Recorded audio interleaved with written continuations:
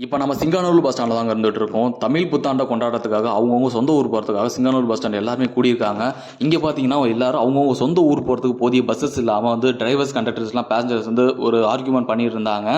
இதுக்கு இடையில பார்த்தீங்கன்னா நிறையா இப்போ தான் பஸ் ஸ்டாண்டுக்குள்ளாரே வந்துட்டு இருக்கு பஸ்ஸஸ் டோர்லாம் ஓப்பன் பண்ணலாம், அதிலே தொங்கிக்கிட்டு ரொம்ப டேஞ்சரஸான முறையில் தொங்கிட்டு வந்தாங்க. இதுக்கு இடையில கூட்ட நெரிசலில் சிக்கி யாருக்காச்சும் ஏதாவது ஒரு உயிரிழப்போ இல்லாட்டி ஏதோ இன்ஜுரியா ஏதோ ஒன்று ஆச்சுன்னா அது யார் நம்ம ரெஸ்பான்ஸ் எடுத்துக்கிறது? இதுக்கு இடையில நம்ம எல்லாமே வடக்கன்னு சொல்லி அவங்க எல்லாமே ப்ளேம் பண்ணிட்டு இருக்கோம். ஆனால் நம்ம ஆளுங்களே இப்படி டீசன்சியே இல்லாமல் இந்த மாதிரி தொங்கிட்டு வந்திருந்தா அவங்களுக்கும் நமக்கு எந்த ஒரு வித்தியாசமும் இல்லைன்றதை தான் காமிக்குது நமக்கு. இதற்கிடையில் டிரைவர்ஸ் கண்டக்டர்ஸ் அப்புறம் பேசஞ்சர்ஸ்க்குள்ள கிளாஷ் ஆனதுக்கப்புறம் போலீஸ் கான்ஸ்டபிள் பிரச்சனை சமாளிக்கிறதுக்காக வந்தார்.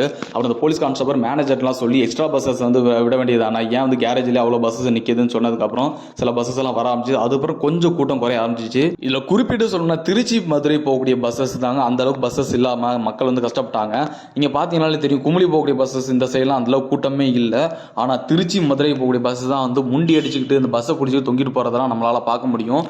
இதில் நம்ம மொதல் நாள் டிக்கெட் ரிசர்வ் பண்ணியிருந்தனால கோயம்புத்தூர் தஞ்சாவூர் தான் டிக்கெட் ரிசர்வ் பண்ணியிருந்தோம். கரெக்டாக 230 rupees வந்துச்சு ரிசர்வேஷன்லாம் சார்ஜ் சேர்த்து. ட்ரெயின்ஸில் எத்தனை ரிசர்வ் பண்ணி போயிருக்கும், ஆனால் கவர்மெண்ட் பஸ்ஸில் ரிசர்வ் பண்ணி போகிறது தான் ஃபர்ஸ்ட் டைம். எனக்கு ரிசர்வ் பண்ணதில் போர்டிங் பாயிண்ட் டெஸ்டினேஷன் பாயிண்ட் அப்புறம் சீட் நம்பர் மட்டும் தான் இருந்துச்சு. பஸ்ஸோட நம்பர் எந்த பஸ்ஸில் ஏறதுன்னு நமக்கு கன்ஃபியூஷனாக இருந்துச்சு. அதுக்காக கண்டக்டர் கேட்டது அவரே ரொம்ப ஒரு ஹார்ஷாக தான் நம்மகிட்ட ரிப்ளை கொடுத்தாரு. அதுவே நமக்கு கடுப்பாச்சு.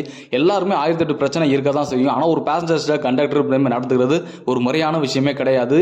ஒரு சில பேர் பண்ற தப்புனால ஒட்டுமொத்த டிபார்ட்மெண்ட் மேலேயும் ஒரு அவமரியாதை ஏற்படுது எல்லாருக்குமே. இப்போ நீங்க பார்த்துருக்கிறது இந்த மதுரை, திருச்செந்தூர், திருநெல்வேலி, இந்த சவுத் தமிழ்நாடு போகக்கூடிய பஸ்ஸஸ் எல்லாம் நிற்கக்கூடிய இடம் தான். இங்க பாருங்க எந்த அளவுக்கு கூட்டம் இருக்கு. ஆனா அப்படியே திருச்சி மதுரை போகக்கூடிய பஸ்ஸஸ் எல்லாம் பாருங்க எவ்வளவு கூட்டம் இருக்கு. இதுக்கெல்லாம் எப்ப விடிவு காலம் கிடைக்கும்ன்ற தெரியல. அப்படி விடிவு காலம் வரும் வரைக்கும் நம்ம காத்திருப்போம்.